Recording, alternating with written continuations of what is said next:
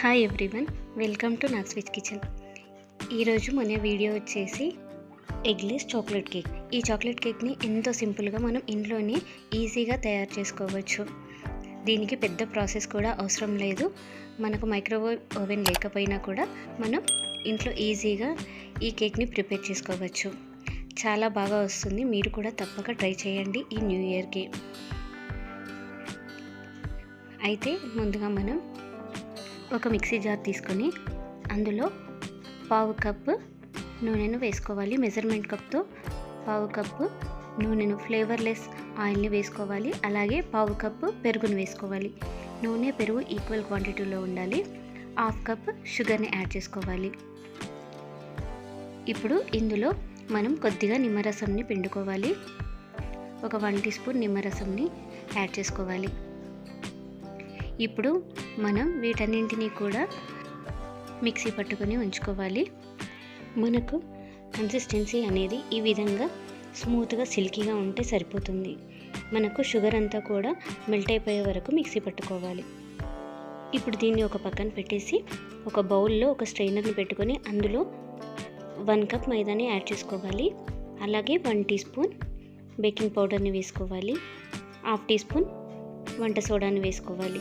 ఇందులో చిటికెడు ఉప్పును కూడా యాడ్ చేసుకోవాలి. అలాగే 2 టేబుల్ స్పూన్ల కోకో పౌడర్ని యాడ్ చేస్తున్నాను.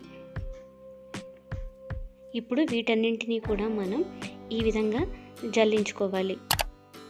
ఇలా జల్లెడ పట్టడం వల్ల మనకు కేక్ అనేది చాలా బాగా వస్తుంది.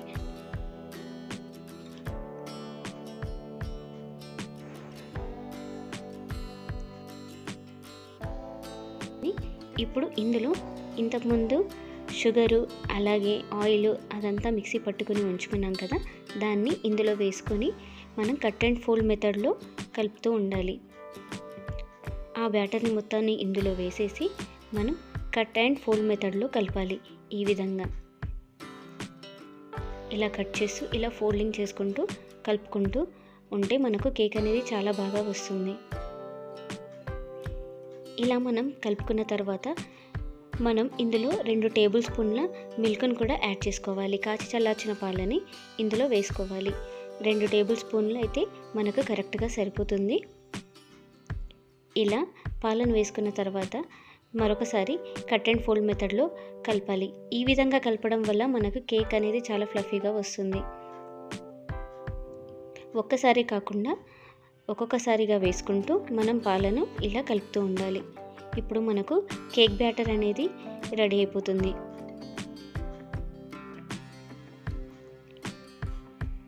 మనకు కేక్ బ్యాటర్ అనేది రెడీ అయిపోయింది కదా. మనకు కన్సిస్టెన్సీ అనేది బ్యాటర్ది ఇలా ఉంటే సరిపోతుంది. ఈ విధంగా జారుడుగా ఉంటే సరిపోతుంది. మరీ పలుచగా చేసుకోకూడదు. ఇప్పుడు మనం మందపాటి గిన్నెను తీసుకోవాలి. అందులో ఒక స్టాండ్ని ఈ విధంగా పెట్టుకొని మూత పెట్టేసి ఒక 10 నిమిషాలు ప్రీహీట్ చేసుకోవాలి. మీడియం ఫ్లేమ్లో పెట్టేసి మనం 10 నిమిషాలు ప్రీహీట్ చేసుకుంటే సరిపోతుంది. ఇప్పుడు కేక్ ప్యాన్ని తీసుకొని అందులో ఆయిల్ని అప్లై చేసుకొని కొద్దిగా మైదాను జల్లించుకొని ఈ విధంగా డస్టింగ్ చేసుకోవాలి. ఇలా చేయడం వల్ల మనకి కేక్ అనేది చివరికి అంటుకోకుండా ఉంటుంది. ఈ విధంగా డస్టింగ్ చేసుకుంటే సరిపోతుంది.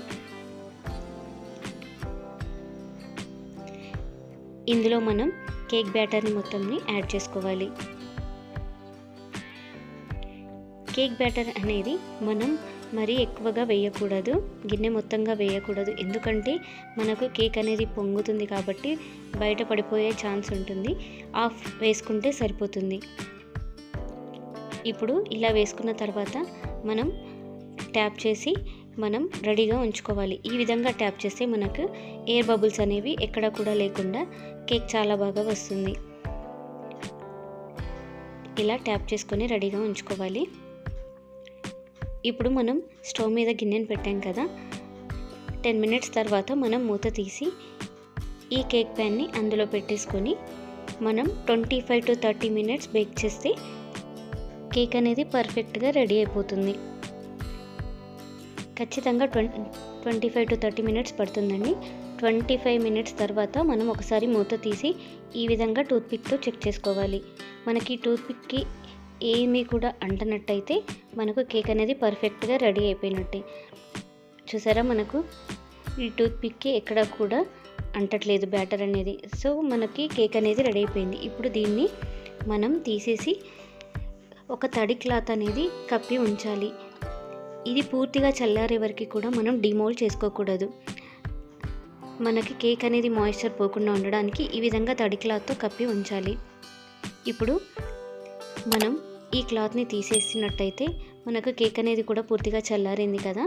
ఇప్పుడు మనం దీన్ని డిమోల్డ్ చేసుకోవాలి. చూసారా, కేక్ అనేది మనకి కరెక్ట్గా వచ్చేసింది కదా. ఇప్పుడు ఒకసారి దీన్ని ప్లేట్ తీసుకొని అందులో డిమోల్డ్ చేసుకోవాలి. ఈ విధంగా ట్యాప్ చేస్తూ మనం కేక్ని తీసుకోవాలి. చూసారా, మనకు కేక్ అనేది పర్ఫెక్ట్గా వచ్చేసింది.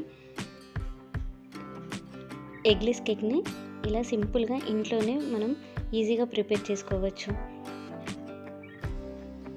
ఎంతో ఫ్లఫీగా వచ్చింది ఎగ్ లేకపోయినా కూడా.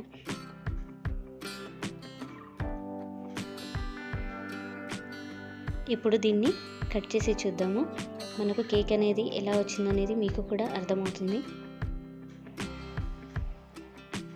ఈ న్యూ ఇయర్కి మీరు కూడా ఎగ్ లేకుండా ఇలా సింపుల్గా ఈజీగా ఇంట్లోనే ప్రిపేర్ చేసుకోండి.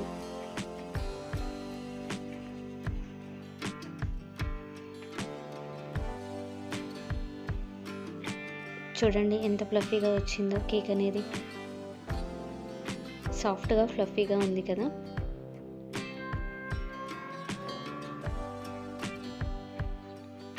మీరు కూడా ఈ కేక్ని ఇంట్లోనే తయారు చేసి ఎలా వచ్చిందో కూడా నాకు కామెంట్ సెక్షన్లో కామెంట్ చేయండి. నా వీడియో కనుక మీకు నచ్చినట్టయితే ప్లీజ్ లైక్ చేయండి, షేర్ చేయండి, సబ్స్క్రైబ్ చేసుకోండి. Thank you. Keep watching my channel.